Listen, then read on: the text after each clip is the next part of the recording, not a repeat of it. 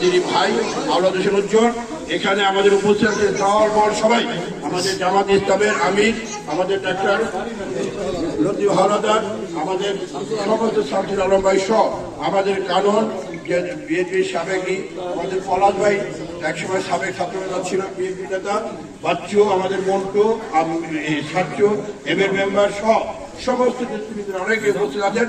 সবাইকে আমি ধন্যবাদ জানাই।